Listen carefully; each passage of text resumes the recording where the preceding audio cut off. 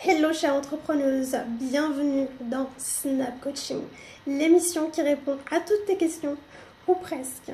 Aujourd'hui, nous avons une question de Béatrice qui concerne les réseaux sociaux et la communication sur les réseaux sociaux. Je vous lis.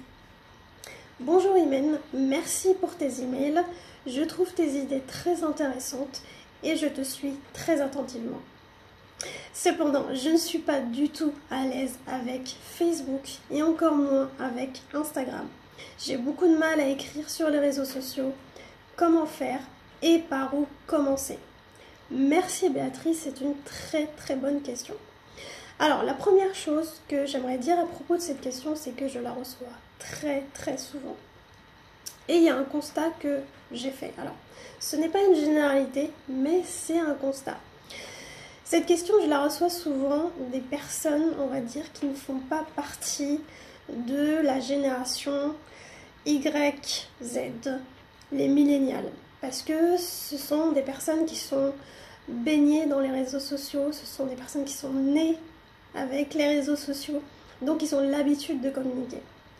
Maintenant, pour les autres personnes, c'est très difficile parce qu'ils n'ont jamais utilisé les réseaux sociaux et du coup, ils se retrouvent à se dire ok, j'ai un business, je sais que les réseaux sociaux c'est utile, c'est un bon canal de communication, comment je fais, par où je commence?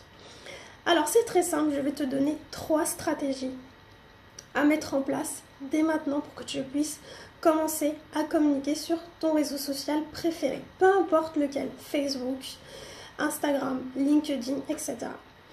Le premier point, c'est la stratégie. Qu'est-ce que tu as envie de faire sur ce réseau social? Est-ce que tu as envie de vendre? Est-ce que tu as envie d'acquérir du lead, des prospects? Est-ce que tu as envie d'avoir des partenaires? Est-ce que tu as envie de faire connaître ta marque? Etc. etc. Et en fait, chaque réseau, selon ton activité, ne va pas être le même. Tu ne vas pas communiquer de la même manière sur Instagram, sur Facebook, sur LinkedIn. Donc c'est de définir tout d'abord ta stratégie. Qu'est-ce que tu as envie de faire avec Facebook? Qu'est-ce que tu as envie de faire avec Instagram? Le deuxième point, c'est la ligne éditoriale. Il faut avoir une ligne éditoriale, c'est pour savoir sur quel ton tu as envie de communiquer. Comment tu as envie de parler à ton audience. Ça, c'est la première chose. Ensuite, une ligne éditoriale, ça va te permettre d'avoir des idées.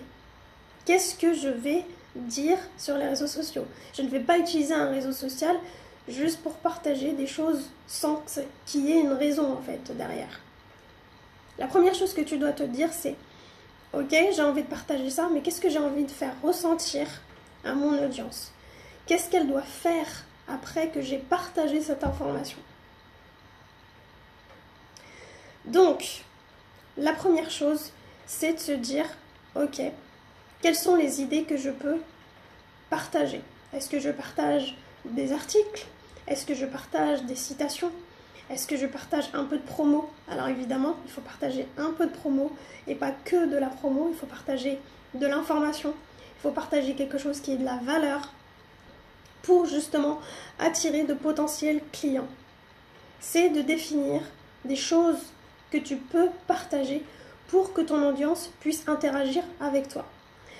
Dans ce même conseil, ce que je te propose, c'est de regarder ce que fait la concurrence, ce que font les autres personnes que tu admires ou que tu suis, qu'est-ce qu'ils partagent. C'est d'analyser ce qu'ils font pour que tu puisses t'en inspirer, de te faire par exemple un dossier sur ton ordinateur et te dire ok, lui voilà qu'est-ce qu'il partage. Il partage des citations, il partage des articles. Est-ce que ce sont ses propres articles? Est-ce que ce sont les articles d'autres personnes? Est-ce qu'il partage des vidéos? Est-ce qu'il fait des vidéos? Et de prendre toutes ces choses, toutes ces données et de les imprégner à ton propre business et à ton propre réseau. Et de se dire ok, je vais commencer à faire comme ça. Ça, c'est mon conseil. C'est par rapport à ta ligne éditoriale, c'est pour que tu puisses avoir des idées. Il faut absolument que tu regardes ce que font les autres pour que tu puisses t'en imprégner et créer ton propre contenu.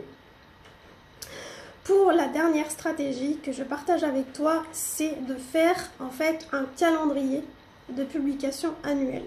Tu prends un tableau Excel et tu mets en place par rapport au mois en fait, qu'est-ce qui va se passer au mois de janvier, qu'est-ce qui va se passer au mois de décembre, qu'est-ce qui va se passer au mois de mars. Ce qui va t'aider en fait, ce sont les événements qui existent, on va dire, dans le calendrier chrétien. Par exemple, tu peux faire des promos par rapport à Noël, tu peux faire des promos par rapport à Pâques, tu peux faire des promos par rapport à la rentrée. Et en fait, d'incruster donc ta ligne éditoriale au calendrier annuel. Évidemment, dans ce calendrier, tu peux aussi incruster tes propres, on va dire, tes propres événements. Imaginons que tu lances un nouveau produit. Le jour où tu vas le lancer, tu ne vas pas faire juste une annonce comme ça. Ah, bonjour, salut, j'ai lancé un nouveau produit. Non, ça ne fonctionne pas comme ça sur les réseaux. Il faut absolument que tu en parles avant qu'il soit lancé. Il faut que tu fasses la bande-annonce de ton produit pour que les gens se disent « Ok, il y a un truc qui est en train de se lancer, ça m'intéresse. » Comme ça, le jour où c'est vraiment lancé, les gens ils vont acheter chez toi et tu ne seras pas perdu.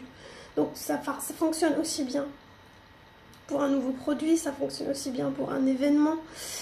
C'est très facile de créer un événement sur Facebook par exemple. C'est pour partager l'ouverture d'un nouveau projet ou d'un partenariat. Et donc, d'essayer de partager tout ça de fil en aiguille sur ton réseau jusqu'au moment où c'est lancé. Ne pas hésiter à faire de la bande-annonce, ne pas hésiter à faire du teasing pour créer ce petit suspense chez ton audience. Donc j'espère que ces 3 conseils vont t'aider à mieux communiquer sur les réseaux. Et en attendant de faire une nouvelle émission Snap Coaching, bien entendu, je t'invite à me laisser tes questions en message privé ou par mail.